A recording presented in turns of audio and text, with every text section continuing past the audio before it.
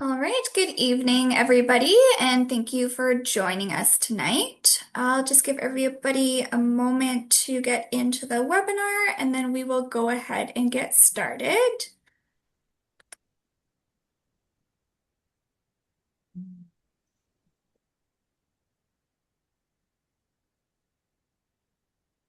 All right, looks like numbers are still going up, but we will get started here. My name is Sarah Allison, and I'm the manager of coaching and education with Horse Council of BC. And I would just like to do a land acknowledgement before we get started. And the land where the HCBC office is located is on the traditional lands of the Katzie, Kwantlen, Matsqui, and Sami-Amu First Nations. And myself and many others are attending virtually from other areas in the province tonight, and we'd like to acknowledge all Aboriginal territories we're meeting on tonight. And just some housekeeping before we get started. We will be recording this webinar tonight and posting it up on our YouTube channel afterwards. And everybody is on mute for the webinar. And if you do have questions, we do have our Q&A box, and you can put them into the Q&A box during the presentation, but we will be waiting till the end of the presentation to take questions. And yeah, tonight we're here with Brian, Kelly, and Jim. And with that, I will pass it over to you, Brian. Thanks very much, Sarah. I'm Brian Herter, president. I'm the current president of Backcountry Horsemen of BC. And we're lucky enough tonight to have Jim McRae, the founder and the living legend. But he is the founder of Backcountry Horsemen of BC. It was founded in 1991 or 1992. Jim will correct me, I'm sure. And then we have Kelly Cook, who is the local historian and has done an awful lot of work to resurrect the trails, the heritage trails around the Cascade areas, and she'll be our presenter tonight. So with that, I'm going to turn it over to Kelly. Thanks, Brian. Yeah, we're happy to share the resurrecting and maintenance of the heritage trails in the Northern Cascades. So we're talking about the mountains between Hope and Princeton. I've been involved in them. This is actually my 20th year since I was a forestry contractor back in 2006. I was given a contract. I bid on a contract to locate some of these old trails for the recreation branch. So yeah, it's been 20 years of I got bit by the history bug. I guess that was it. I was always a lifelong hiker, but when I had to research some of these trails, it was just amazing, these trails that I was hiking that had such historical significance for the province. And of course, they were all horse trails. So that was why I teamed up with the Backcountry Horsemen. And then in 2012, we started the coalition of the Friends of Manning Park because we were working on all these heritage trails outside of the park, but inside Manning Park, it seemed BC Parks didn't work as much with volunteers. So we started this coalition, which was, so Friends of Manning is just an umbrella. It's an umbrella organization that under us, we just a diverse group from ultra racers, Fat Dog, to the Backcountry Horsemen, to the Federation of Mountain Clubs, and we just kind of all get together and we work on projects. So it's been a very good collaboration, and Parks has been our big supporter. So in saying that, we'll get going onto the trail. So I'm going to give you a quick history. It's going to be very quick. Just some of the stuff I've learned over the years in doing some of this research. And Jim, please add to them. And Brian, whenever I get to anything that you'd like to add. So there's our presenters for tonight. And so these are the trails we're talking about. We're talking about in the brown there, the very first trail, which is the HBC Heritage Trail. 1849 is when the furs started going across that trail. Then we also have, there's going to be three main trails. So that was the Fur Brigade Trail. Then in the purple, we have the Dudeny Heritage Trail, which was built, of course, for the gold rush in the 1860s, and that reached right across the province. And then we have a diversion of the Dudeny, which you see in the green there, which was the Hope Pass Heritage Trail, which was built by the Royal Engineers, or the pass found by them. So in all the red, you can see where we've connected between some of these trails. So you can see the network that we've got. Most of them are encompassed in Manning Park, which this part used to be the Cascade Wilderness. So they're protected in the park, which we're very, very lucky to have. And further in on the presentation, we'll talk about why they're still preserved. And then you see the HBC trail just falls outside. But this trail has a 100-meter from the center line buffer on it. So it's protected by the Heritage Branch. So it's 200 meters across. So it keeps it in its natural state. So those are the ones we're talking about. And as you can see, that it's the biggest network in British Columbia that's left. And it's because it's in the park. So many of these originally were First Nations trails, and they were their gathering and trading routes. They survived off the lands for thousands of years before the Europeans came, and they all linked to their survival territories. So on this in this specific area, we deal with Stolo, Inukatma, and the Similkameenes, and it was their guides that led the first fur traders through the Cascade Mountains. So we're going to talk about the land fur trade, which is because that's the trail. We had a sea fur trade before that, but this started in the early 1800s, west of the Rockies. So why it all started? Our national animal, the beaver. That was the currency back in the days. So, one beaver pelt could get you like 20 knives if they were trading. So they were the rage in Europe. Of course, they were trapped almost to extinction on the East Coast. So they started coming north and west, and that's where the thicker furs were. So it's really funny that our entire Canadian history really was this bucktooth water rat. So one of the most important guys was George Simpson. He was the governor of the North American fur trade from 1820 to the 1860s. So the big years of the fur trade.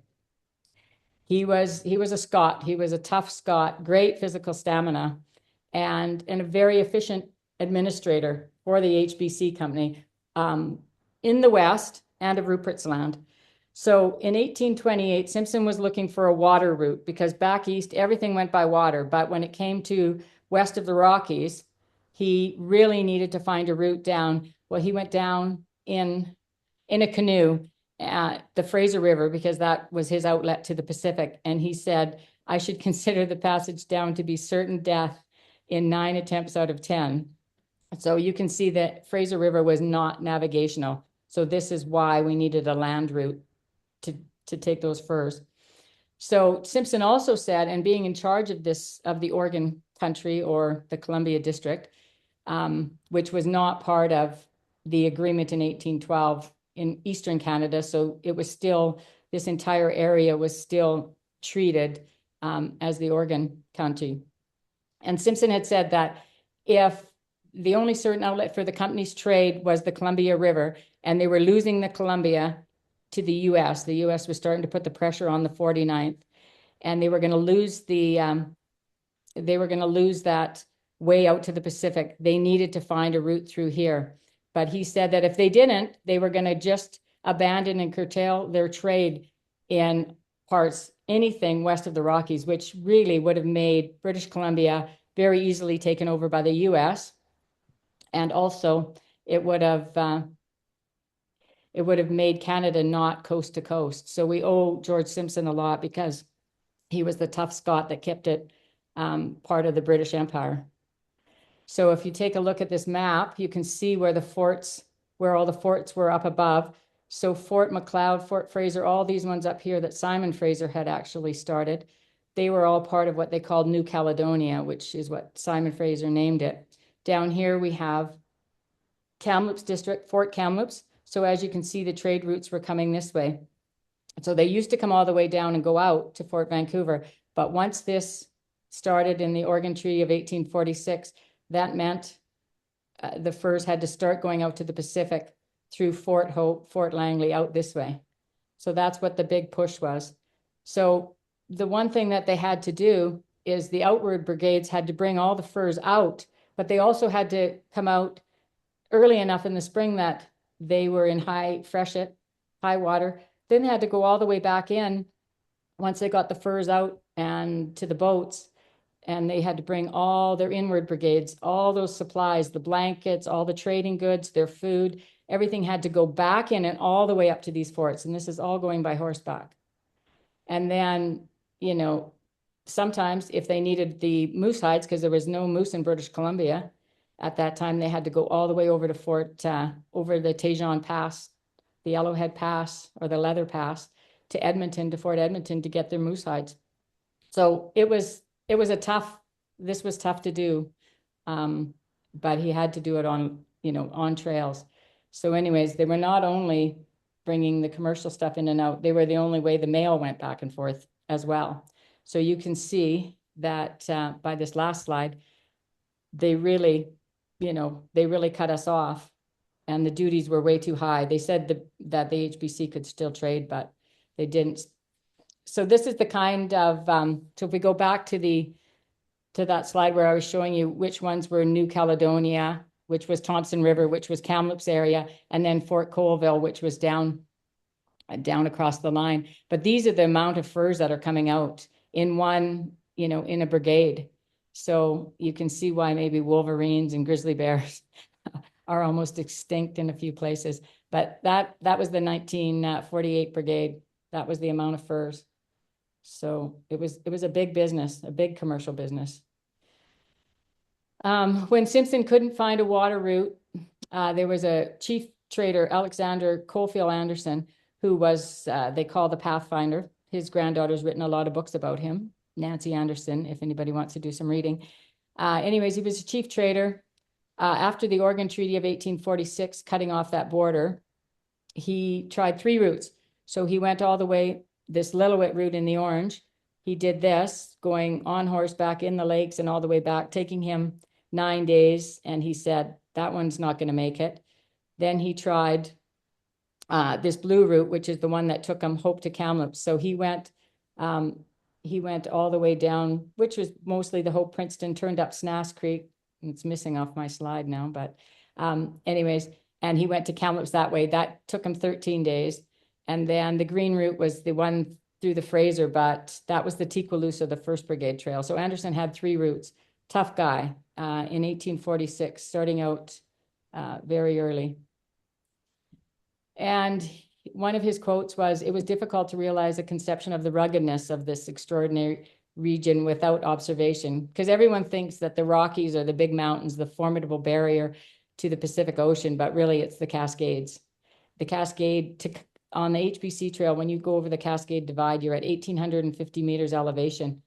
When you're in the Rockies and you pass, it's only 1,800. So the Cascades are formidable.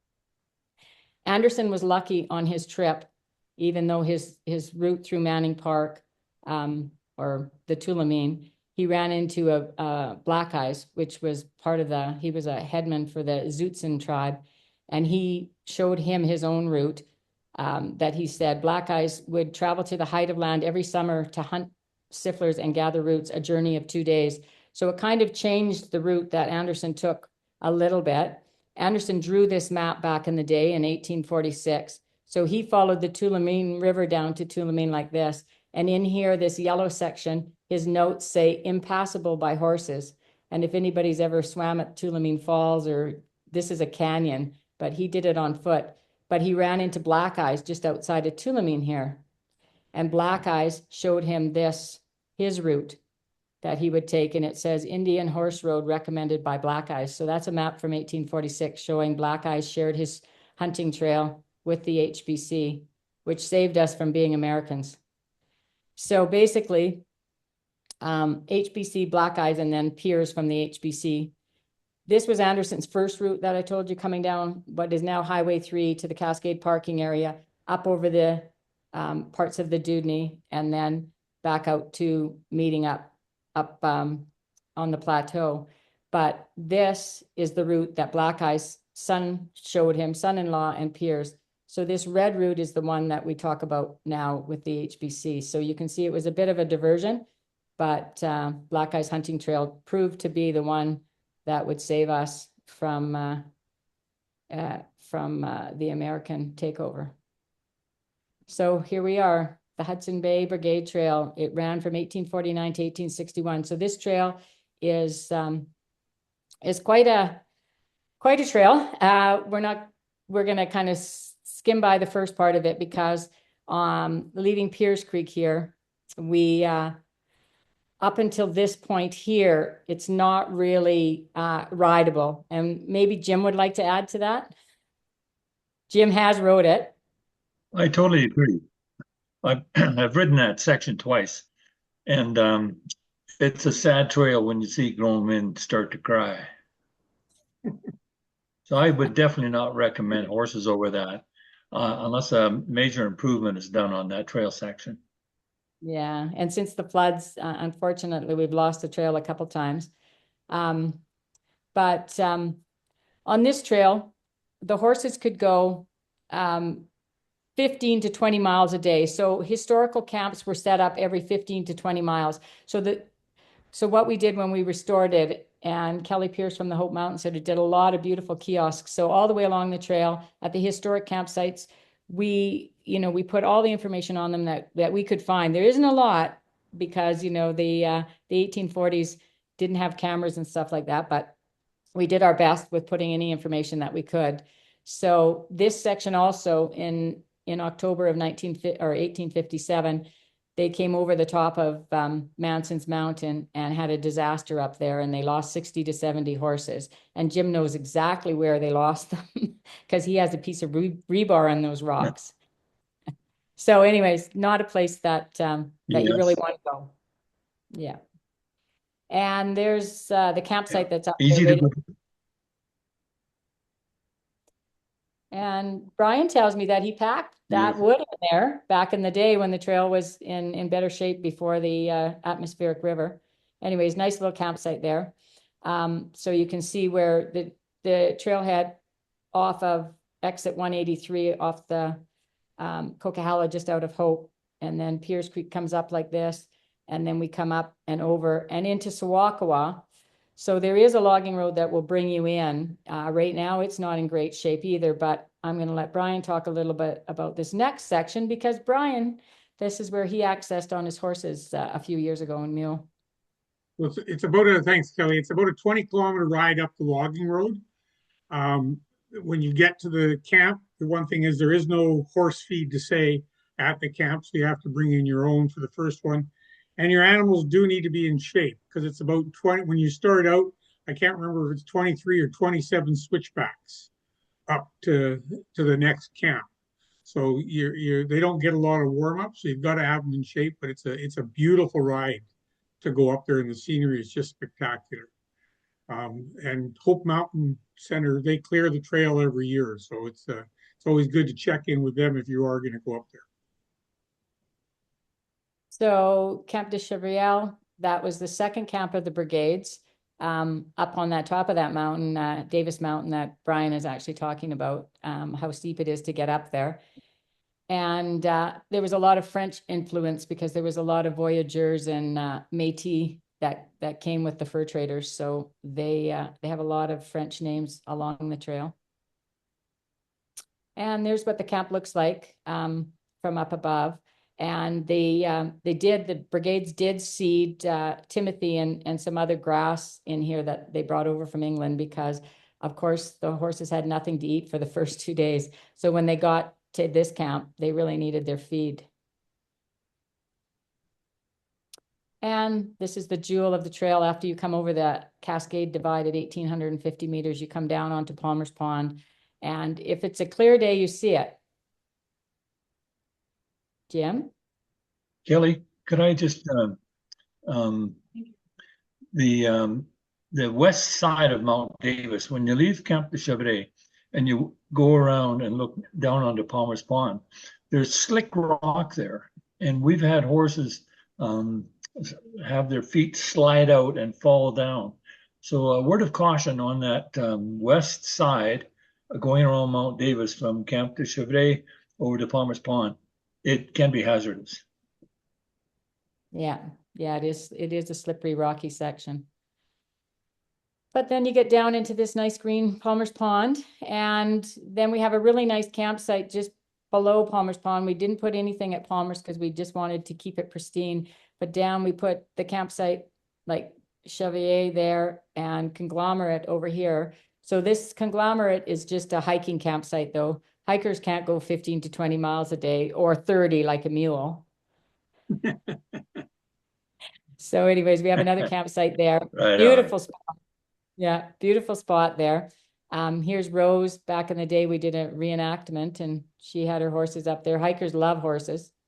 And there's Jim with his pack animals. We did a little promotion for the trail. And here's one over at Grants Pond. So there's a little trail off of that campsite.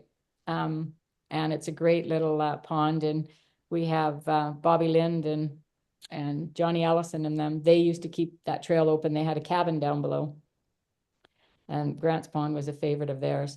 So now we get down into Jacobson Lake, which is probably the biggest area for horses to come in, eh? Yeah. So you'd come in off the Tulameen FSR from the old, well, I guess it's the break. Well, no, it was the old Brayton Creek, from Brayton Creek exit off the Coquihalla. So you'd come in off there 45.8 kilometers, and there's a big campsite there and gives you access to either direction. And the Backcountry Horsemen did an awesome job building corrals and graveling the whole site. This is Jacobson Lake where it's at. I can't even remember what year that was we did that, Jim, but that was a major. And it's got about 6 campsites, 6 tables, so it's easy accessible with horse trailer. Road is always in great shape. All new bridges this year, so it's a great place for horsemen to access. And then when you leave there, you head to the east, and it's the historic Horse Guard Camp, which is a really nice little site right down on the river. And these are the horse guards. If you see the 2 rocks here, this is where the Brigade Trail comes over, and they used to keep their horses down in here, and they could hold them by these 2 rock guards so they wouldn't try to come back or get away, and they would camp right down on the river. So this is a beautiful picture of what the Horse Guard Camp looks like. It's a nice section. And this is where we head up and through these beautiful defiles, and we head up to Black Eyes Camp. And so now you're getting onto the plateau. And here's Jim and Tika, hey, back in the day. So I was going to call this Black Eyes Portage because on the maps it looked like you were portaging the Tulameen River and the old map of Black Eyes. And so I was going to call it that. And Jim said to me, I don't know, people don't have a lot of common sense these days. I can see somebody coming up here packing a canoe. So we changed it to Black Eyes Plateau Camp. So that was it. And Jim helped us bring all the lumber in for the tent pads. We brought it in the winter because we didn't really want to disrupt the ground. But like all the campsites that we built, we always had the archaeologists with us, the First Nations, whether it was Stolo on the west and the Similkameen's and the Inukatma in the east. We always did everything with them. Any toilets we dug, anything, we had them with us to make sure that we, it was a heritage trail. We didn't want to disturb anything. And then here's Jim bringing in the food cache because we got food caches at all our sites because we don't want any conflicts with bears. And then, like Brian was telling me, there's always a story when you're doing something with Jim. So here he is with my husband rolling over the load of lumber. That was after we took the clutch out of our machine. So then you come up out of the plateau and we head down to Lodestone Lake, which was camp number 4.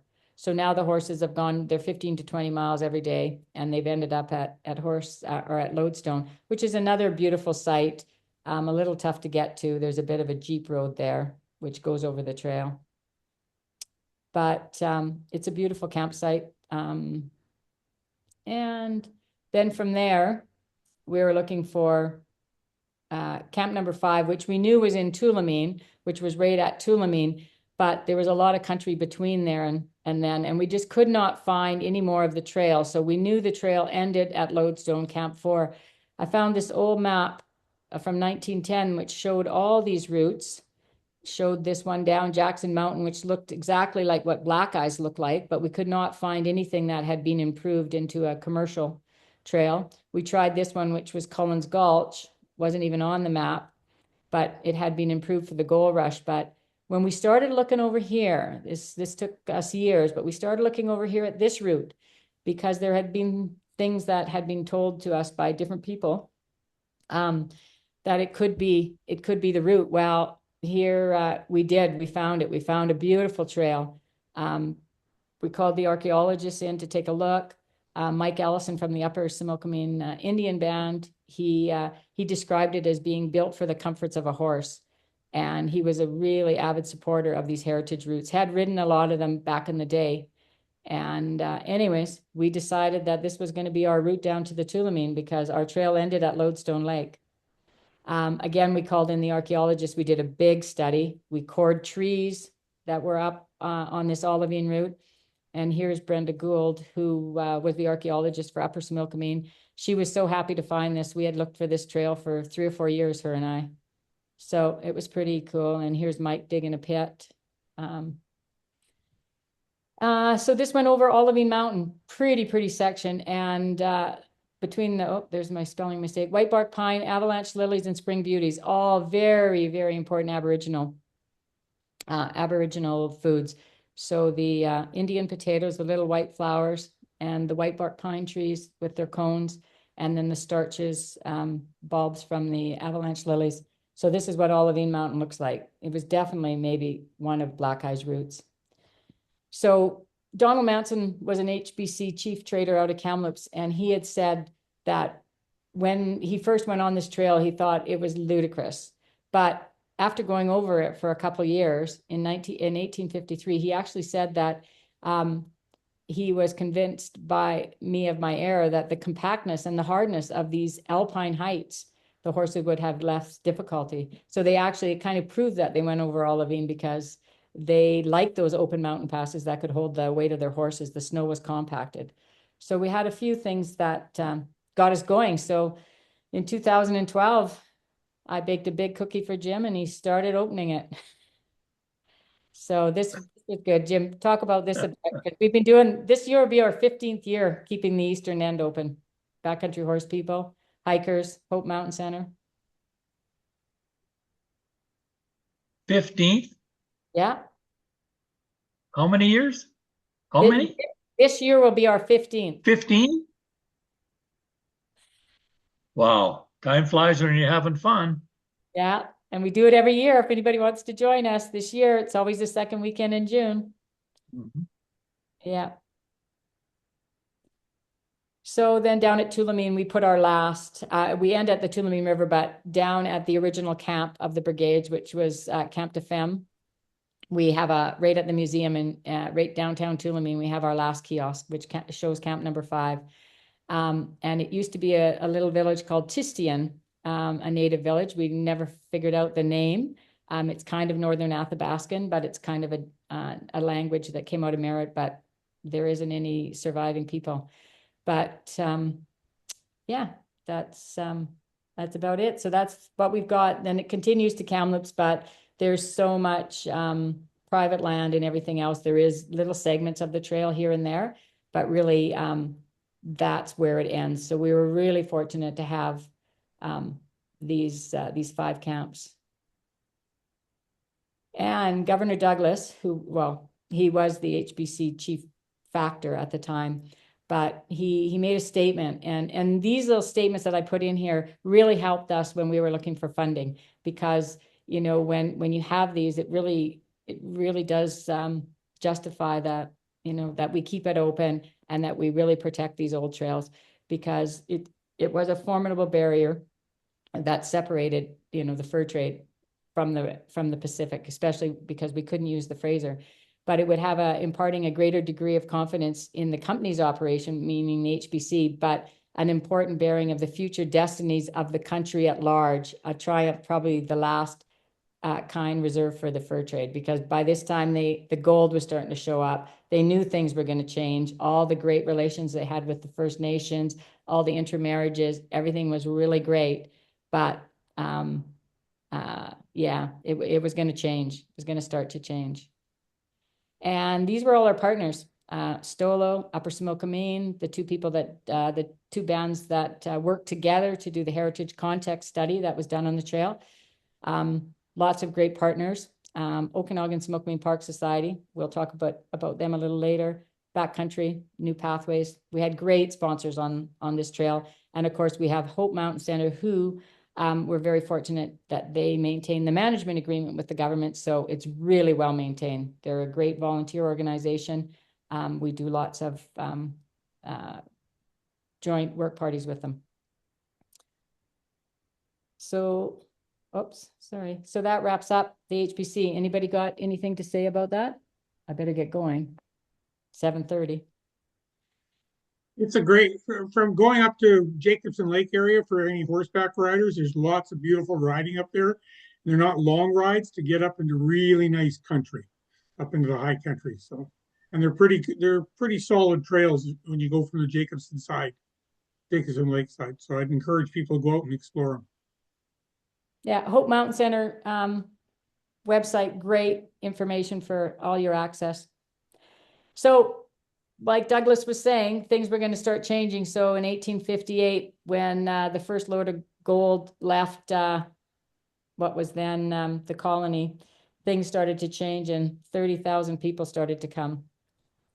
So then at that time, Douglas being with the HBC, he still wanted English sovereignty. So he contacted Britain, and they sent over the 200 of their best senior discipline and intelligence of the Royal Engineers, dispatched them to come in and help them build roads, and actually founding a second England on the shores of the Pacific is what the Royal Engineers did.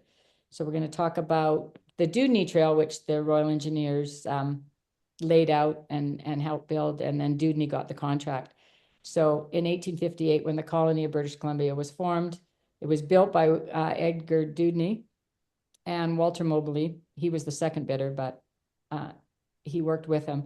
And so they built it from 1860 to 1865. It took that long to get to Wild Horse Creek. So it was 720-kilometer route from Hope to Fort Steele. So there's 26 kilometers remaining that are protected in the park, and then there's 17 kilometers that are outside of Manning Park. Not in as great shape as what's in Manning, but that's what we maintain.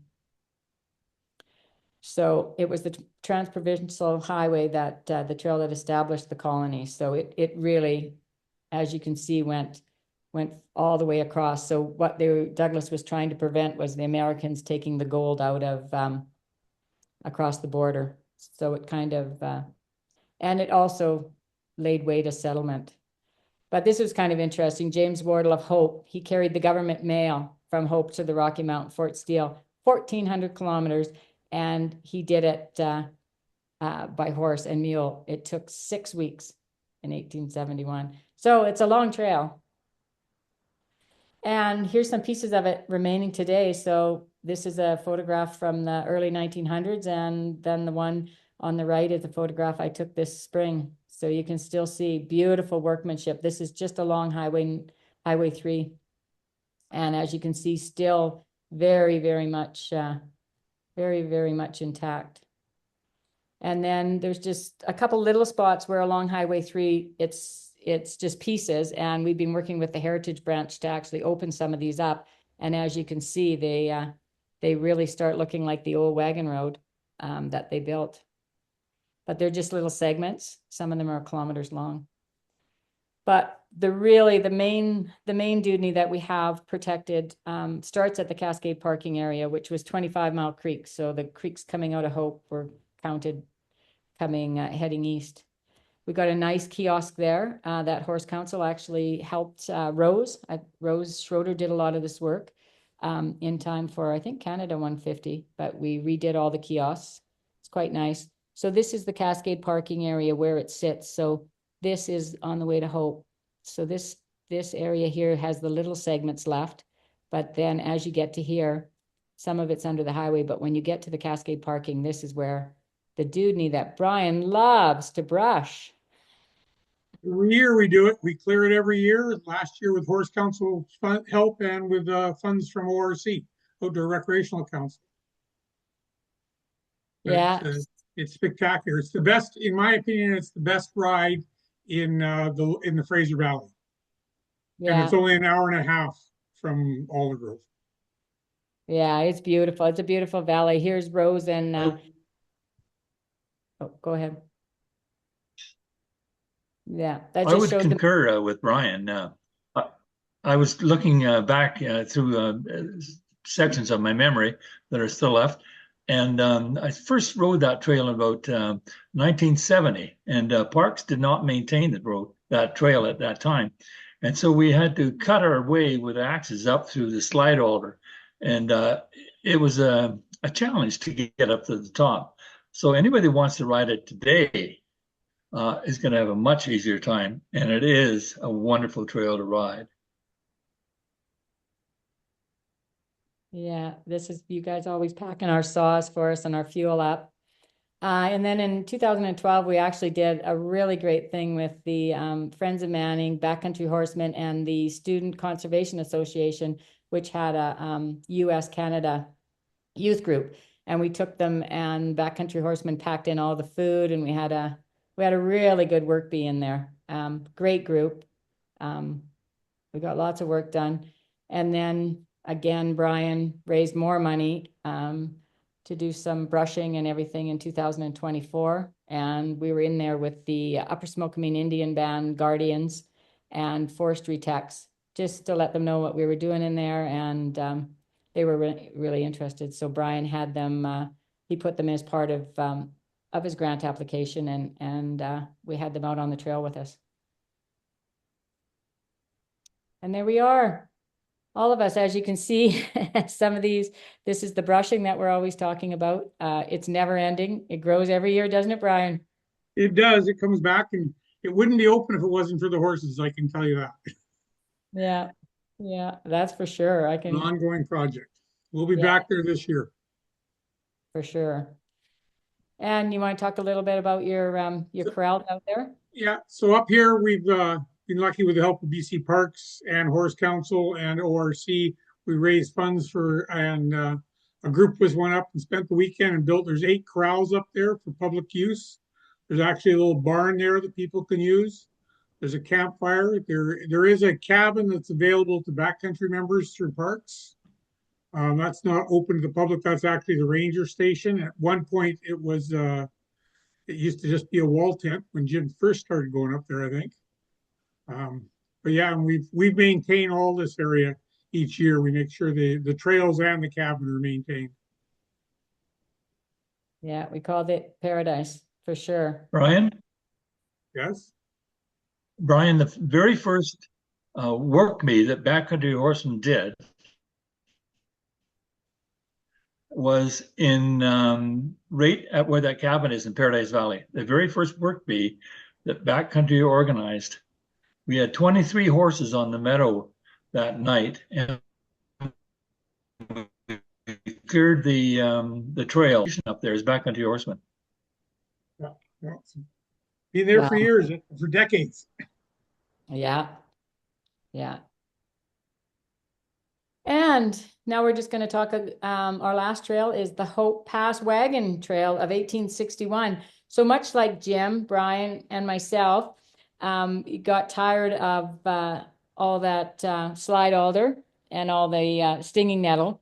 The Royal Engineers, they found a better pass that avoided the canyon section. So it's a 22-mile diversion of the Dudeny built over the Skagit Bluffs, because at the time there wasn't dynamite, but when the Royal Engineers came, they had dynamite so they could get through those rock bluffs and find a better pass.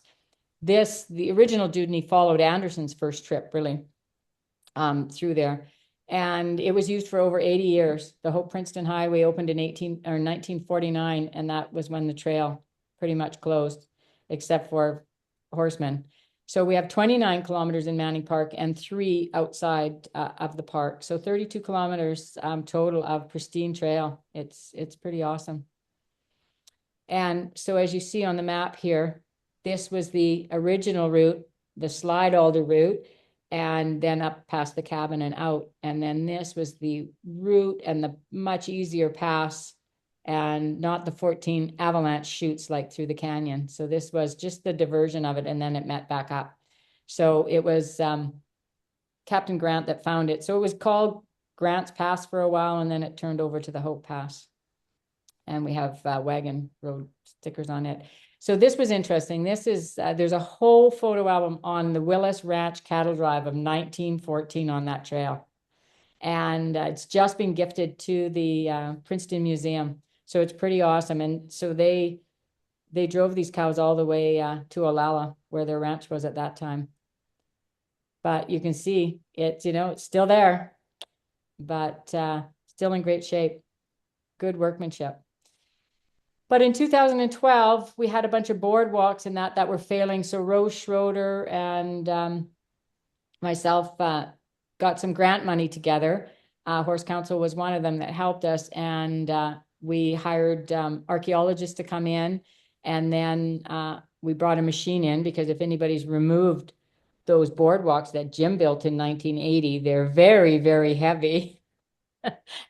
So we had a machine come in, rip them apart, and my husband, who does engineering, wrote a plan for the trail, and we removed all these dangerous boardwalks, and Vic designed a trail with ditches, and it turned out quite nice. So we were able to remove them all and open this section of the Hope Pass back to horses. But there was like, I don't know, Jim, what did you build? 12 of them in there? One of them was like 300 meters long. Actually, it was built under the auspices of George Ralph, who was the area supervisor of Manning Park, using FRBC money, Forest Renewal BC money.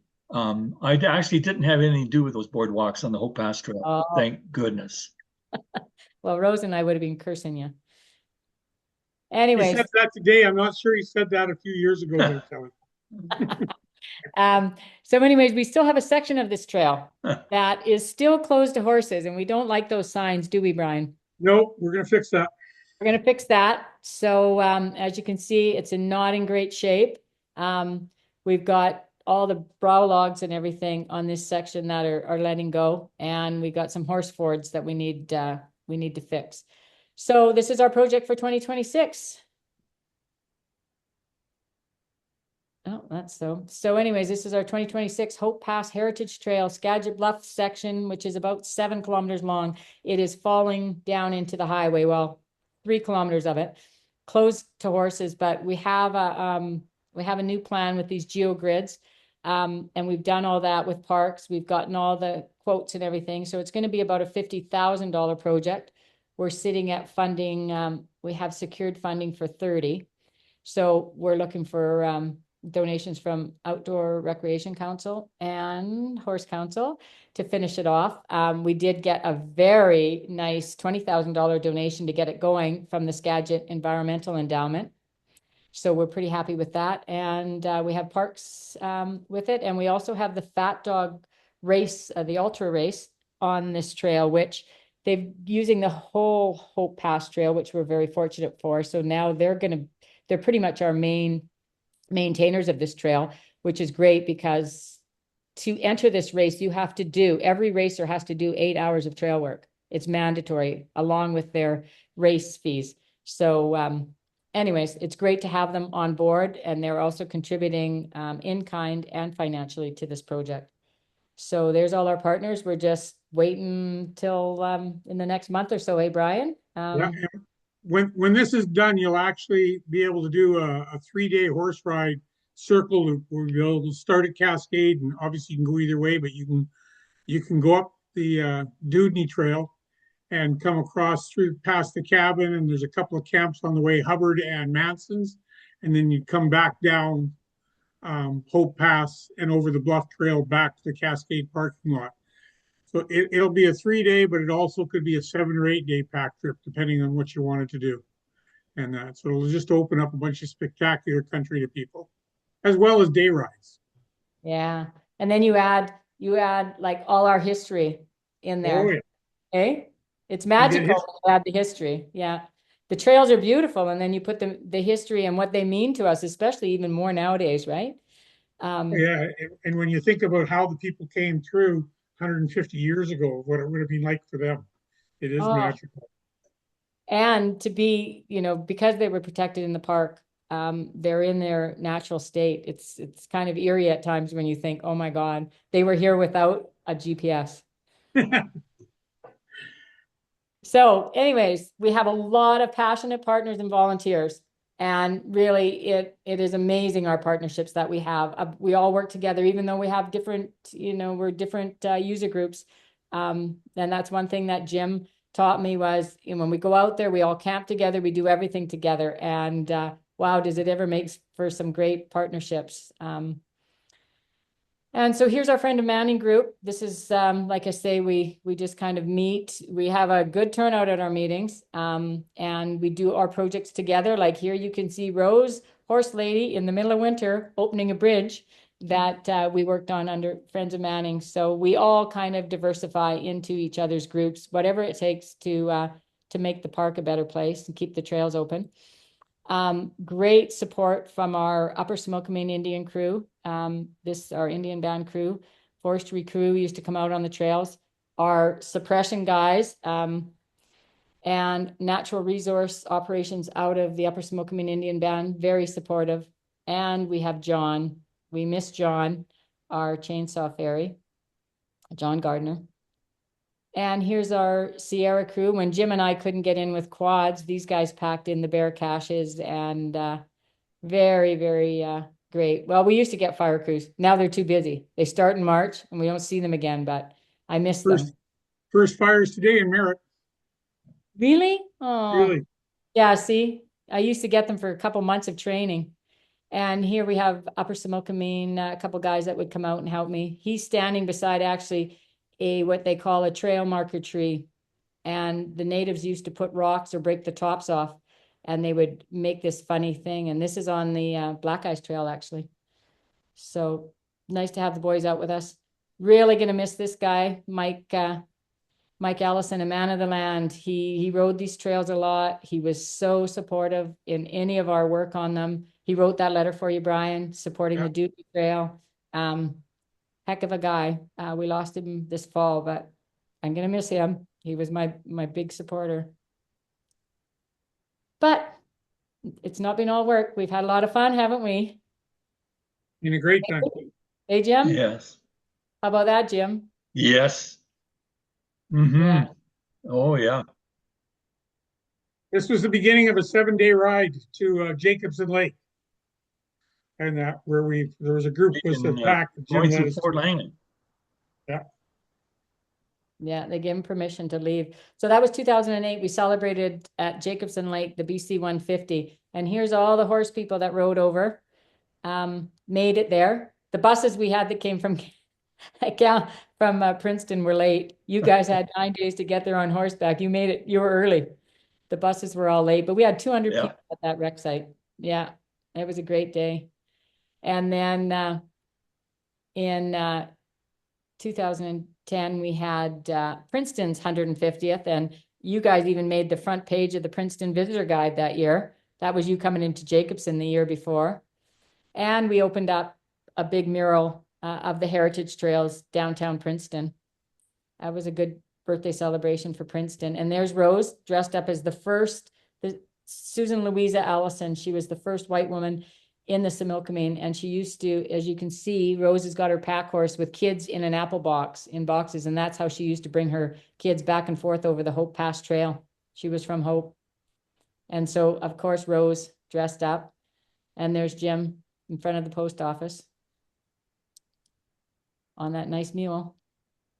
So one of the things that we have, one of the things that we like to do whenever we talk about this area is talk about Harley Hatfield, who was a man with the Okanagan Similkameen Park Society and the Okanagan History Society. And here he is sitting here smoking his pipe. He was responsible for leading the charge. So this was Manning Park. It was just this little piece down here. And this was the piece that all the heritage trails were in, the HBC, the Dudeny, and the Whatcom. So that was just that was just an area and for 40 years they fought to have that area made part of Manning Park to protect these trails. And Bob Harris was another one that drew this map. And this was the group back in the day. And actually Harley had his master's of history, and then he went later to become an engineer and started inland contracting out of Penticton. But he was an amazing guy, and he led the charge to protect these trails, find them, and then petition the government to try to get them saved. Danny Rice, the Rice Trail coming out of Jacobson, another man that helped, and Bob Harris drawing the maps. Anyways, they're very excited that our generation has taken them on, but after 50 years of fighting, it was finally designated a Class A park. So from a recreation area to a Class A recreation area, one minister could sign off on any resource extraction. When it becomes a Class A park, it takes the whole cabinet. So that's the kind of protection you get with Class A. So when this happened, we decided to have a party for them. It was a 17,000 hectare addition to Manning Park. And like Harley had said, in our times, young and old can benefit greatly from it, but in its future, benefits would be doubtless more, but acquirement would be much more difficult. And he was very right. So we did this beautiful kiosk for him and the plaque to thank them. And it's up on Blackwall Peak.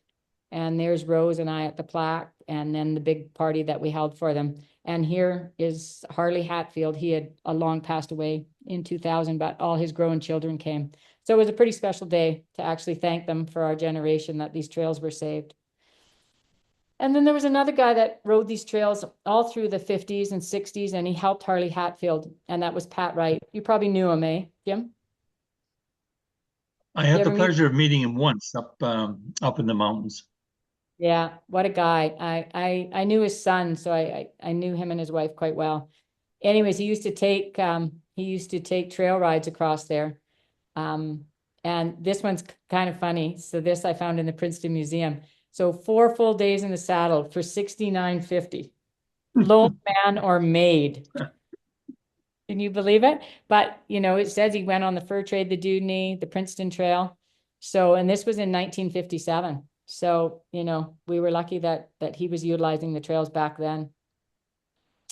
And these are just a little bit more of the stuff that we do up there. Headwaters horse camp. Do you want to talk about that, Brian? Sure. We did it. We started before 2024, I think, but we first rebuilt all the fencing and I think Friends of Manning helped with this as well, if I'm not mistaken, Kelly. But we built the corrals there, and now we upgraded them to metal. You can see the metal corrals on the lower right there. And I believe there's 8 sets of corrals up there and campsites. There's also some highlighting poles up there.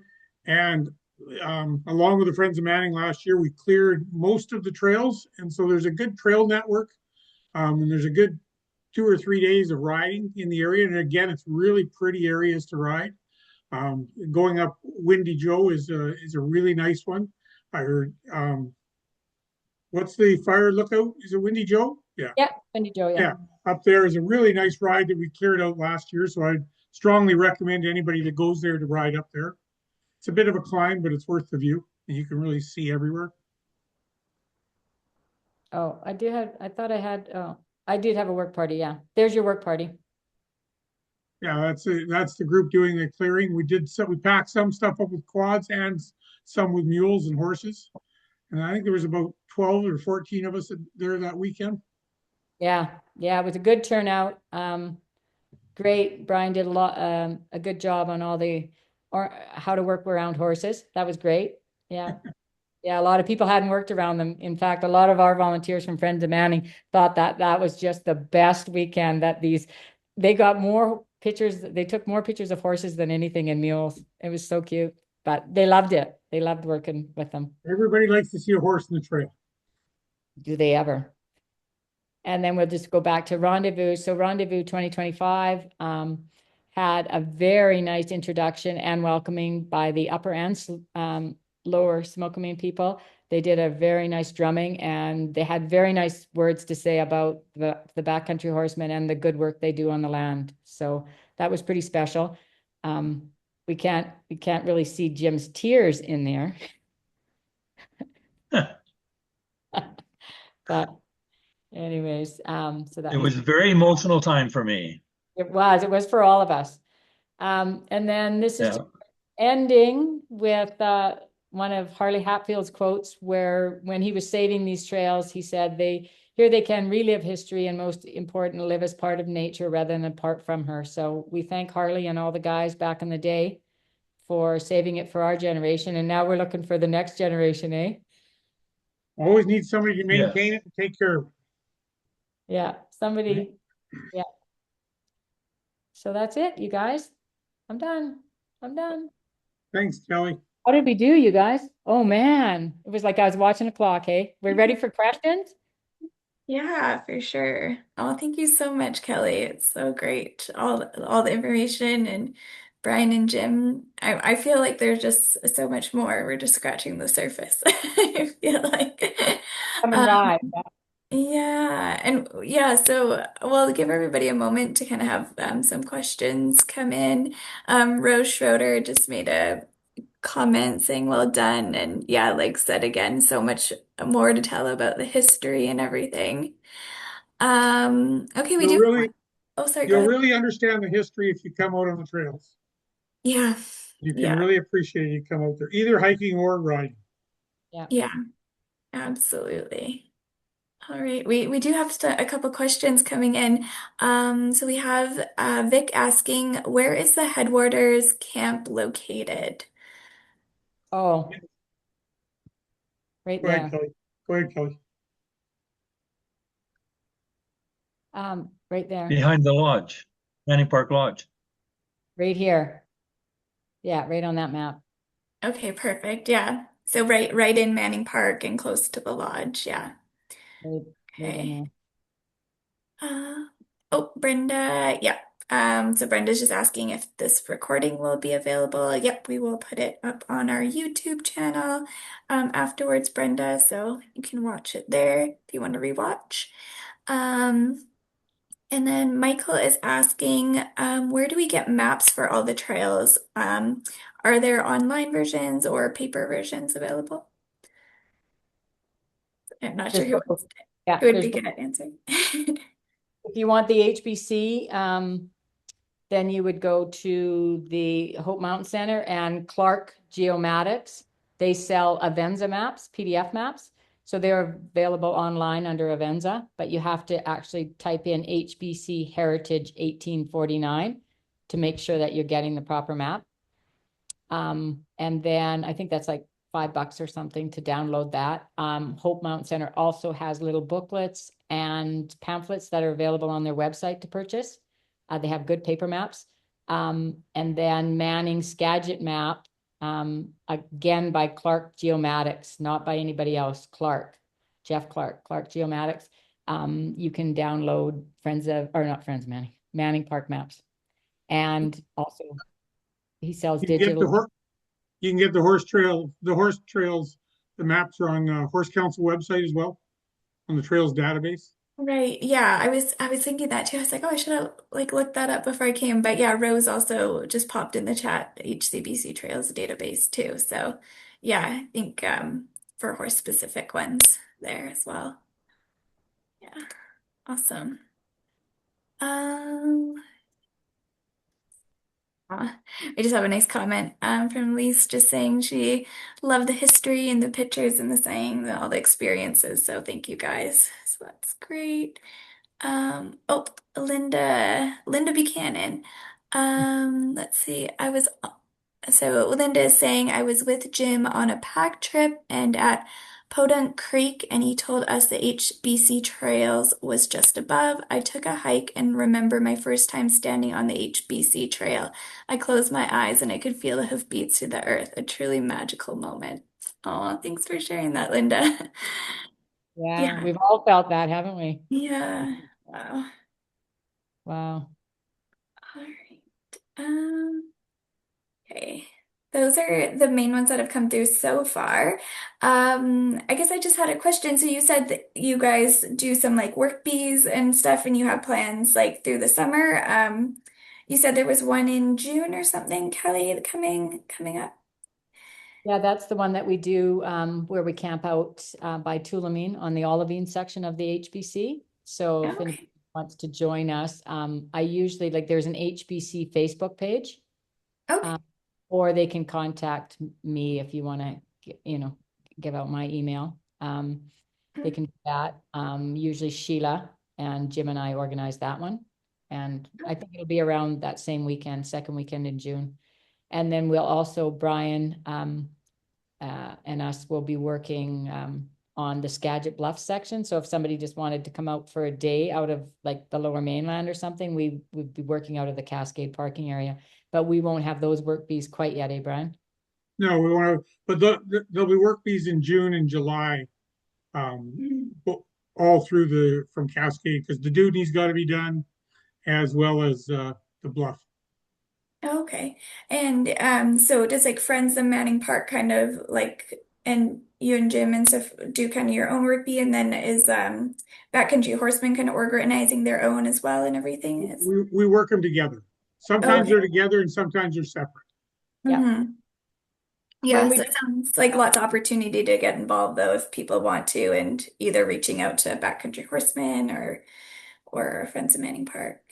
Yeah. Yeah, no, for sure. We would really like to have invite anybody that would like to come. You kind of get to familiar with the trail as well and decide where you want to ride. If anybody Yeah. wants more information, they can always contact Horse Council, but they can also reach me at president@bchorseman.org. Perfect. Yeah, yeah. And we'll probably send out the recording just over email to everybody who registered. So if you guys are comfortable, I could always send out like emails as well That'd be good. at that time. So if people want to join in and everything. Yeah. Perfect. Yeah, awesome.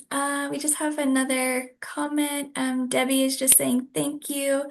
And she's I'm impressed with how you work with a range of groups and are able to obtain funding. Yeah, it's a huge amount of work you guys put in and collaboration. The collaboration is quite amazing to see. So it's very cool. We can get lots done. We can get lots done together, and we are really fortunate that the parks, we get the support out of the parks. But that was our main thing for starting the Friends of Manning group, was because we wanted to be, we were working outside of the park, but it was like there was this big fence and we couldn't come into the park to do trail maintenance. So Yeah, yeah, yeah, no, it worked out, but we've had good support from them. Yeah. yeah. Right. Was there any kind of last like stories or anything like Brian or Jim, like any any like out on the trail stories or anything you want to tell like for just before we like wrap up or whatnot or anything come to mind? If you have all night, Well, I know there's so much I'm sure. As mule stories, he keeps the campfire going with mule stories, doesn't he, Yeah, Brian? yeah. Maybe we need to do a separate campfire presentation where we can You hear have to some. come on the trails to get the stories. Yeah, there we go. That's actually a good, you gotta to get the stories, come volunteer your time, and that's where you'll get them. There That's will where be you get stories. them. Good marketing. I like it. Well, I was having a hard time figuring out when I first met Jim. And so I asked him, we had lunch the other day, and I said, I can't remember when I met you. And he says, I'm sure I met you at Hope, something to do with Hope Mountain Center. And we're like, and then I remembered, yep, it was up at the Skagit, met you at that horse camp up there. But he poured me a glass of rhubarb wine, and that's why I don't remember much about my first meeting you. Yeah, Oh, that's funny. everybody knows your wine. Yeah, and I'm so glad we met last year, Kelly, at the Backcountry Horseman Rendezvous, because our booths were side by side, and it was great to learn about all the history and everything then. And I was like, you know what, this would be perfect for a webinar. So I'm glad we were actually able to make it happen and everything. So Brian really, set that all up because he's like, you got to get to meet Horse Council. They're a great funder. And like through Rose was always getting, a piece of this and that from you guys all the time to keep, just to keep that project, all our projects going. Because yeah, did a lot of work over those years. And, when we have that kind of funding that we know, you guys can support, it really makes a difference to our volunteer efforts. Yeah. Really Yeah. big, so we really appreciate that because, it's hard to find. It's getting harder to find. Yeah, yeah, absolutely. Yeah, no, it's great to hear, and great to hear that like the funds are being put to like good use and opening like so much more of the trail and everything. It's really quite exciting to see kind of what's coming for like the future and everything. So yeah, well, I think that's all of the questions that we have tonight and everything. And, only 7 minutes over, so I think we did pretty good.